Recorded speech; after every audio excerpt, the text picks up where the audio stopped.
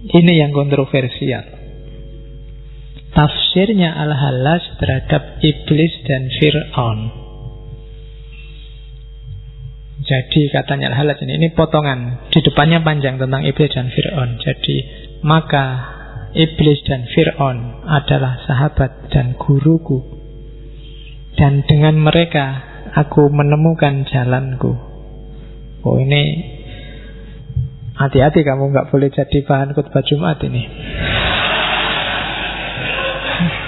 Bisa tawuran orang-orang ya. Jadi di Tawasin itu dia bilang iblis itu simbol keteguhan tauhid yang luar biasa. Malaikat aja disuruh sujud pada yang selain Allah mau semuanya. Iblis yang tidak mau, karena dia tidak mau aku sujud pada yang selain Allah. Hanya Allah, hanya pada Allah aku mau sujud, selain Allah tidak. Yo, di situ masuk akal. Cuma nanti Al-Hallaj sendiri bantah itu di puisinya. Jadi yang kedua, iblis ini termasuk Fir'aun, ini sudah diskenario oleh Allah. Untuk apa? Untuk pelajaran bagi yang lain. Makanya sahabat dan guruku. Kalau membaca ceritanya Fir'aun terus kamu hanya dapat marah-marahnya, nggak dapat hikmah dan pelajarannya, itu sia-sia Allah ngasih ibrah Fir'aun. Jadi belajarlah dari iblis, belajarlah dari Fir'aun. Kalau kamu belajarnya cuma dari ustadz-ustadz yang di TV, iya, dapatnya cuma iklan. Jadi, loh iya kan, belajar, ya kan, ketauhidannya iblis, bagaimana ikhlasnya iblis, dia disuruh menyusahkan manusia sampai akhir zaman, dicaci maki setiap orang setiap hari entah berapa kali. Loh, itu kan patuh luar biasa perintahnya pada perintahnya Allah. Di sisi itunya, meskipun itu kan berat loh, luar biasa, sengsara itu disuruh sampai kiamat, pokoknya kamu dapat kerjaan menyesatkan orang. Itu kan berat loh, dibandingkan berbuat baiklah itu gampang, tapi disuruh berbuat jahat. Awas kalau kamu nggak jahat sampai akhir zaman loh. Loh itu yuk berat loh, itu. Dari asalnya malaikat disuruh jadi jahat sampai akhir zaman itu berat. Tapi karena Allah yang nyuruh, ya ayo. Itu di sisi itunya. Katanya Al-Hallaj, di situ iblis harus jadi guru bagimu. Ya segala hal sebenarnya kan harus kamu jadikan guru. Kamu ambil hikmah, kamu ambil pelajarannya. Termasuk dari iblis, dari Fir'aun, dari PKI, dari apa. Banyak pelajaran yang bisa kamu ambil. Oke, meskipun kemudian ada cerita. Jadi waktu dia mau dieksekusi, Al-Hallaj sendiri cerita. Jadi waktu dia mau digantung, iblis itu datang. Katanya iblis, kok ndak adil ya? Sebenarnya engkau kan kayak aku. Engkau bilang ana al-haq, aku juga bilang aku satu-satunya kebenaran. Kan sama. Lah kok kamu disayangi Allah, aku enggak?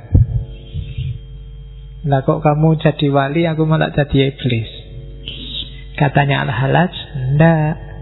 Aku dan engkau sama-sama mengakukan diri masing-masing, sama-sama bilang ana. Tapi waktu bilang ana, engkau masih melihat dirimu. Sementara waktu aku bilang aku, ya aku ndak ada sudah. Aku ndak lihat diriku sama sekali, aku sudah hilang. Jadi waktu iblis bantah Allah untuk sujud pada Adam, itu dia masih mikir dirinya. Akunya iblis masih ada. Maka lahirnya jadi sombong. Makanya ilustrasinya Al-Quran ke iblis itu kan kesombongan. Bahwa engkau menciptakan dia dari tanah, sementara aku dari api. Masih ada akunya. Katanya Al-Hallaj, salahmu di situ, iblis. Kan gitu. Ya. Ya kan namanya iblis, yang nyuruh iblis. Jadi sementara kalau aku, waktu aku bilang anak al-haq, itu aku sudah nggak nganggap diriku ada, sama sekali nggak ada, egoku sudah hilang. Itu yang jadi kebalikannya. Aku disayang Allah, engkau dikutuk oleh Allah.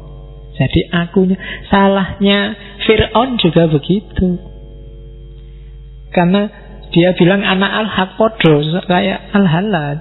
Dia bilang aku Tuhan kan, mirip-mirip aja kayak al-halaj. Tapi akunya kelihatan, egonya yang akunya lebih besar, bukan Tuhannya, bukan al-haqnya. Kebalikannya al-halaj. Begitu dia bilang anak al-haq, anaknya sudah nggak ada, al-halajnya nggak ada, yang ada tinggal Tuhannya. Nah itu problemnya di situ, katanya al-halaj. Jadi sebelum dia dieksekusi, dia masih ngobrol dulu sama iblis. Ya, saat mau digantung. Karena ada banyak cerita ketika itu kan saya bilang tadi, dia nunggu 1 hari, dia dieksekusinya lama, dirajam. Itu beberapa momen dia sempat dialog sama sahabat-sahabatnya, termasuk para sufi. Dicaci maki, dihina dan diremehkan. Akhirnya pemuda tersebut oleng. Di tengah lemahnya, ia berdoa, Tuhan, tolonglah berpihak. Jika perjuanganku ini baik, maka mudahkanlah jalanku dan kuatkanlah langkahku untuk meneruskannya. Namun jika kau berpihak pada mereka yang mencaciku, maafkan jika aku menjadi salah paham padamu. Setelah berdoa, tidak ada keajaiban yang terjadi. Para pencaci terus masih bebas mencaci. Hanya saja langkah si pemuda lebih kuat saat ini. Ada seorang sahabat saya zaman kuliah dulu, mengalami perkara klasik di tengah masa studinya. Duit, keluarganya bangkrut, usaha ayahnya terjun bebas, 2 kebun karet dan sawit hilang, dijual buat menutupi krisis ekonomi keluarga. Dia berasal dari pedalaman Sumatera. Rumahnya kebakaran, ibunya katarak, tokonya tutup. Semua terjadi dalam sekejap, tak sampai 1 semester. Dia tak tahu awalnya bagaimana. Selama ini orang tuanya menyembunyikan urusan bisnis, agar anaknya fokus kuliah. Otomatis kiriman menyusut, untuk kemudian tak ada sama sekali. Sementara kuliah nanggung, mau ditinggal sudah setengah perjalanan.